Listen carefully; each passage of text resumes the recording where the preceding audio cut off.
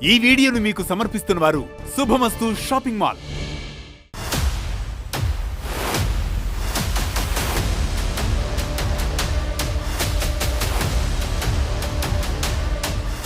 ఒకప్పుడు భారత్కు ముఖ్యమైన ఆయుధాల విషయంలో విదేశాలే దిక్కుగా ఉండేవి. అమెరికా, రష్యా, ఫ్రాన్స్ మొదలైన దేశాల నుంచి భారత్ ఎక్కువగా దిగుమతులు చేపట్టేది. కానీ ఎప్పుడైతే భారత్ ఆత్మనిర్భరత నాదం ఎత్తుకుందో అప్పుడు రూటు మారింది. రక్షణ రంగాన్ని పటిష్టం చేసుకునేందుకు ఏ ఒక్క అవకాశాన్ని వదిలిపెట్టకూడదని ఫిక్స్ అయిన భారత ప్రభుత్వం ప్రైవేట్ రంగానికి గేట్లు తెరిచింది. 2014 ముందు వరకు ప్రైవేట్ రంగం వాటా చాలా తక్కువగా ఉండేది. కానీ ఆ తర్వాత వీటి పార్టిసిపేషన్ పరిమితిని కేంద్రం గణనీయంగా పెంచుకుంటూ వస్తోంది. దశాబ్దాల కాలంగా భారత రక్షణ అవసరాలు కేవలం డిఫెన్స్ పబ్లిక్ సెక్టార్ అండర్టేకింగ్స్ మరియు డిఆర్డీఓలపైనే ఆధారపడి ఉండేవి.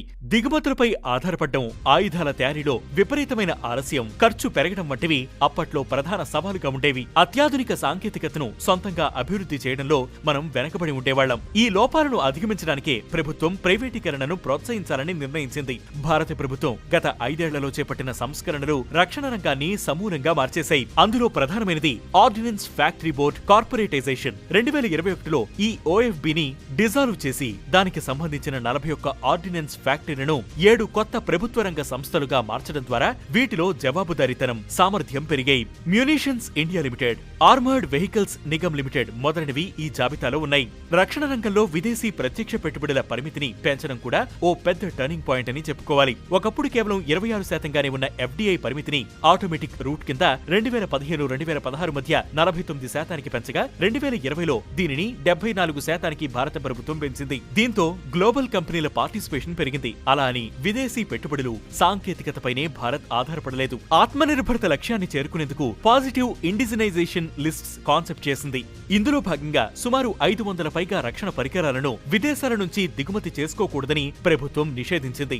ఇది స్థానిక ప్రైవేట్ పరిశ్రమలకు భారీ అవకాశాన్ని కల్పించింది. భారత రక్షణ రంగంలో ఇప్పుడు Tata advanced systems, L&T defence, Mahindra aerospace, Adani defence మరియు భారత్ ఫోర్జ్ వంటి సంస్థలు కీలక పాత్ర పోషిస్తున్నాయి. ప్రైవేట్ రంగం ప్రవేశంతో నాణ్యత పెరిగింది, ధరలు తగ్గాయి. ఐడెక్స్ పథకం ప్రవేశపెట్టడం ద్వారా వందలాది డిఫెన్స్ స్టార్టప్లు పుట్టుకొచ్చాయి. ఇవి డ్రోన్ టెక్నాలజీ, ఆర్టిఫిషియల్ ఇంటెలిజెన్స్ మరియు సైబర్ సెక్యూరిటీ వంటి ఆధునిక రంగాల్లో అద్భుతాలు సృష్టిస్తున్నాయి. ప్రైవేట్ సరఫరాదారుల భాగస్వామ్యంతో తేజస్ మార్క్ 1A వంటి యుద్ధ విమానాల తయారీ వేగం పుంజుకుంది. ఆకాష్, బ్రహ్మోస్ క్షిపణుల తయారీలో ప్రైవేట్ సంస్థల వాటా 80% పైగా ఉంది. భారత్ ఇప్పుడు ఫిలిప్పీన్స్, ఆర్మేనియా, ఫ్రాన్స్ సహా 100కు పైగా దేశాలకు ఆయుధాలను ఎగుమతి చేస్తోంది.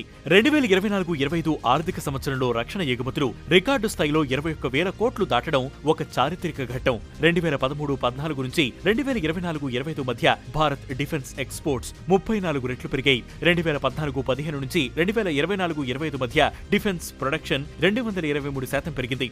ఒకప్పుడు 65 నుంచి 70% డిఫెన్స్ పరికరాలను విదేశాల నుంచి దిగుమతి చేసుకోవాల్సి వస్తే ఇప్పుడు 65% డిఫెన్స్ పరికరాలు భారత్లోనే తయారవుతున్నాయి. ప్రైవేటీకరణ కేవలం ఆయుధాల తయారీకే పరిమితం కాలేదు. ఇది దేశ ఆర్థిక వ్యవస్థకు వెన్నెముకగా మారింది. ఉత్తరప్రదేశ్, తమిళనాడులోని డిఫెన్స్ కారిడార్లు లక్షలాది మందికి ఉద్యోగ అవకాశాలు కల్పించాయి. దిగుమతులు తగ్గడం వల్ల వేల కోట్ల రూపాయల విదేశీ కరెన్సీ ఆదా అవుతోంది. యుద్ధ సమయాల్లో విదేశీ సరఫరాదారులపై ఆధారపడాల్సిన అవసరం లేకుండా మన ఆయుధాలను మనమే తయారు చేసుకునే స్థాయికి చేరడం ఒక కీలక పరిణామం. ఇక ప్రైవేట్ రంగం కృషితో భారత్కు ఆర్డర్లు సకాలంలో అందుతున్నాయి. ఉదాహరణకు దక్షిణ కొరియా సహకారంతో L&T సంస్థ స్వదేశీ పరిజ్ఞానంతో K9 వజ్ర అనే హోవిర్జర్ ఫిరంగులను రికార్డు సమయంలో అందించింది. ఇక టాటా ఎయిర్బస్ C295 ప్రాజెక్టు కూడా ఓ మైలురాయిగా నిలిచింది. వడోదరలో ఏర్పాటు చేసిన ఈ ప్లాంట్ ద్వారా భారత్లో మొదటిసారిగా ఒక ప్రైవేట్ సంస్థ సైనిక రవాణా విమానాలను నిర్మిస్తోంది. ఇండియా ఫోర్జ్ వంటి స్టార్టప్లు సరిహద్దుల్లో నిఘా కోసం అత్యుత్తమ డ్రోన్లను ఇండియన్ ఆర్మీకి అందిస్తున్నాయి. ప్రైవేటీకరణ అనగానే కొందరు జాతీయ భద్రతపై ఆందోళన వ్యక్తం చేస్తారు. అయితే రక్షణ శాఖ కఠినమైన నాణ్యతా పరీక్షలు మరియు భద్రతా ఆడిట్లను నిర్వహిస్తోంది. కీలకమైన టెక్నాలజీ భారత్లోనే ఉండేలా ప్రభుత్వం నిబంధనలను రూపొందించింది. ప్రైవేట్ రంగం కేవలం తయారీదారు మాత్రమే కాదు, భాగస్వామిగా వ్యవహరిస్తోంది. ఇప్పుడు భారత్ కేవలం ఆయుధాల కొనుగోలుదారు కాదు, ఒక global defence manufacturing hub. Quad దేశాలు సైతం భారత్ తయారీ సామర్థ్యాన్ని గుర్తిస్తున్నాయి. హిందూ మహాసముద్ర ప్రాంతంలో నెట్ సెక్యూరిటీ ప్రొవైడర్ గా భారత్ ఎదగడానికి ఈ రక్షణ సంస్కరణలే పునాది. 2029 నాటికి డిఫెన్స్ ప్రొడక్షన్ విలువ 3 లక్షల కోట్లకు చేరేందుకు కృషి చేస్తున్న భారత్ ప్రైవేట్ రంగం కృషితో 5th generation advanced medium combat air క్రాఫ్ట్లు, అణు సబ్మెరైన్లు కూడా 100% స్వదేశీ గడ్డపై రూపొందించగలదు. ఆయుధాల కోసం ప్రపంచం వైపు చూసే దేశం నుంచి ప్రపంచానికి రక్షణ కవచంగా నిలిచే దేశంగా భారత్ మారుతోంది. ఇది కేవలం ఆరంభం మాత్రమే.